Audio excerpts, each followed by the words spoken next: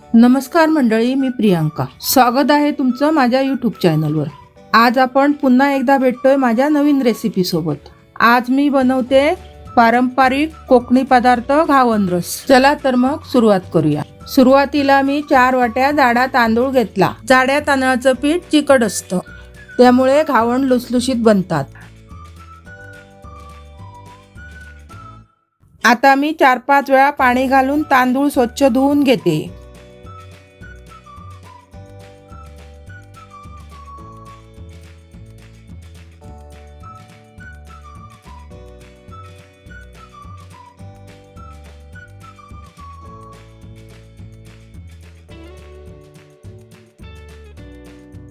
नंतर पाणी घालून 3-4 तासासाठी भिजत ठेवले.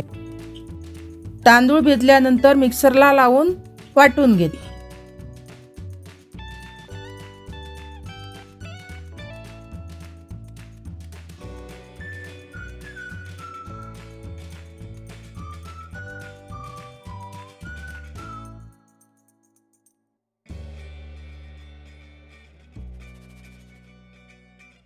मग मी सर्व पीठ एका टोपात ओतून घेतलं.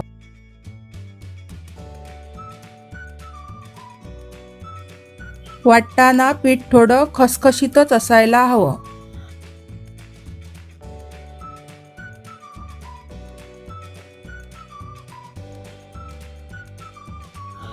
एवढं पातळ होईपर्यंत पाणी घालून ढवळून घेतलं.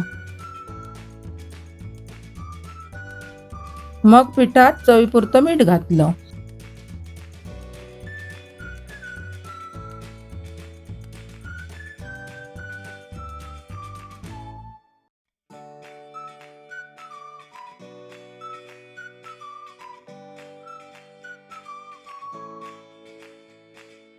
नंतर मी विड्याला तेल लावून घेतलं आणि सावकाश घावणाचं पीठ पसरून घेतलं.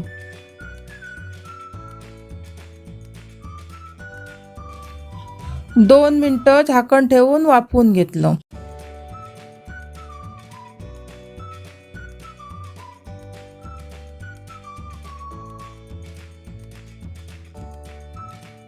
सगळीकडून कडा सुटल्यावर घावण परतून घेतला.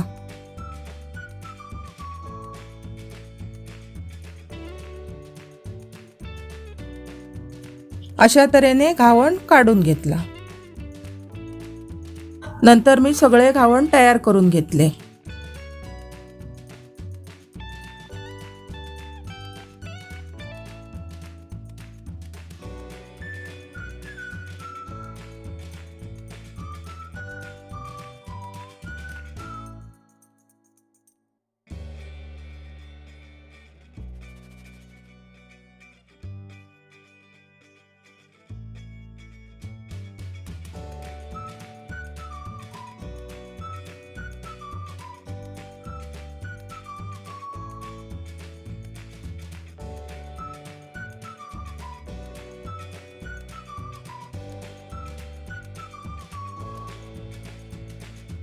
आता मी घावण्यांबरोबर पारंपरिक पद्धतीने रस बनवते. रस बनवण्यासाठी मी 2 चमचे खसखस 4-5 लवंग घेतली आणि दालचिनीचा एक मोठा तुकडा बारीक करून 5-6 वेलची आणि एका कोवळ्या नारळाचं खोवलेलं खोबरं घेतलं. नारळ शक्यतो कोवळाच हवा, कोवळा असला की रस चांगला निघतो. सगळं मिश्रण एकत्र करून त्यात 1 चमचा हळद घातली.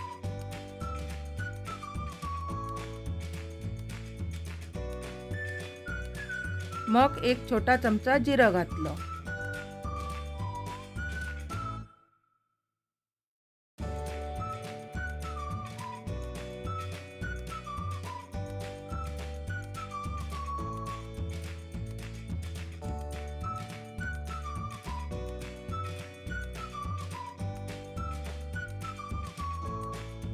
इथे मी दाखवलंय शक्यतो तेवढंच बारीक वाटून घ्यायचं. मग चाळणीवर घालून रस काढून घेतला.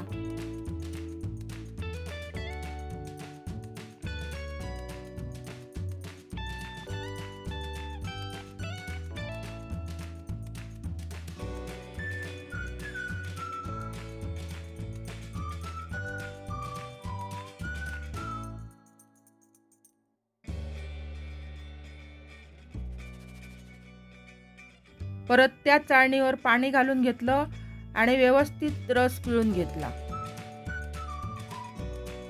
आता मी इथे एका नारळाच्या खोबऱ्यासाठी 1/2 किलो किसलेला गूळ घेतलाय. खोबऱ्याच्या रसात गूळ टाकून घेतला.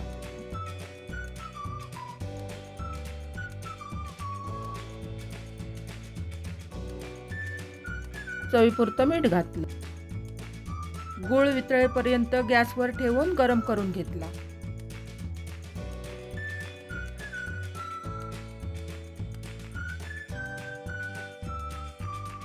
अशी उकळी येईपर्यंत गरम करून घेतला. हा रस घावण्यांसोबत खाल्ला जातोच, पण सर्दी वगैरे झाली हा गरम गरम रस पिल्याने आराम मिळतो. अशा तऱ्हेने रस आणि घावन तयार झालेला आहे. व्हिडिओ आवडल्यास नक्की लाईक करा आणि कमेंट करून नक्की सांगा. भेटूया नवीन रेसिपी सोबत पुढच्या व्हिडिओत.